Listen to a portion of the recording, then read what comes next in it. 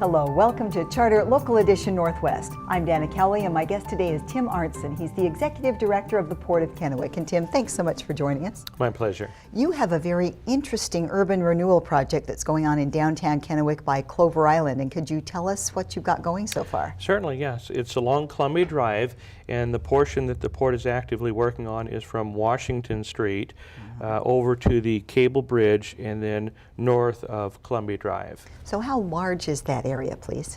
That's an area of about 28 acres. The Port has purchased just over 16 acres. And I want to emphasize that we've purchased it on a willing seller basis. We haven't gone in and used condemnation or thrown people out of their properties. We've gone in and negotiated fair deals and acquired that property. Well, and this is an area that's older and is maybe due for some economic revitalization or some upgrading at this point based on its life cycle. It is, and the community has told us that. We've done an outreach where we've got over 130 comments from the public, and the public is very much excited about that process of revitalizing the area, taking it from the industrial to maybe more of a mixed-use commercial retail where you can have the restaurants, the little shops, maybe a wine village. You can have pathways along Duffy's Pond, under some of those trees. If you've ever been to that area in July or August, it's really nice to have preserved the old trees. It creates that shade. So it's a really interesting area, and I think the public has seen the vision of what it could become.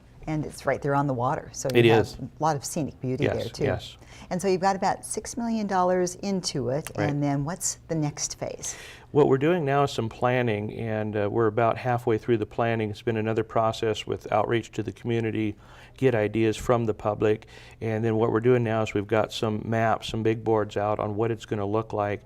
We've already had significant interest from wineries wanting to come in there and invest their own money, private sector dollars coming in, and that will start jumpstart the area for the revitalization. And you can't do the revitalization without the private sector, and they're now knocking on our door wanting to get involved in this area. Well, and that's how you can recoup some of the money that you've invested too. Absolutely, absolutely. And you've had very good success with this with Spalding Park. You Right. took a parcel and have that almost completely filled with Yes. private sector business. It just took you about a decade. So is that your time frame for this project? Spalding is a very good example of taking something from start to finish. I think Spalding happened a little bit quicker than urban revitalization normally does. I think it's a 20, 30-year cycle. Spalding maybe 12, 14 years. That happened a little bit quicker. Columbia Drive is probably going to be closer to a 15, 20-year process. Got to get the buy-in from the city of Kennewick. We've been working well with them.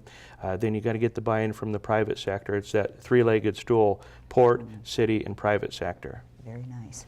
And so what other businesses are you talking to come into the area besides the wineries? Yeah, at this point it's pretty early in the game, and actually the wineries have come to us before we've really finished the master planning, and that is a good problem to have. So we really haven't cast the net yet looking for other businesses because we're still finishing up the planning phase.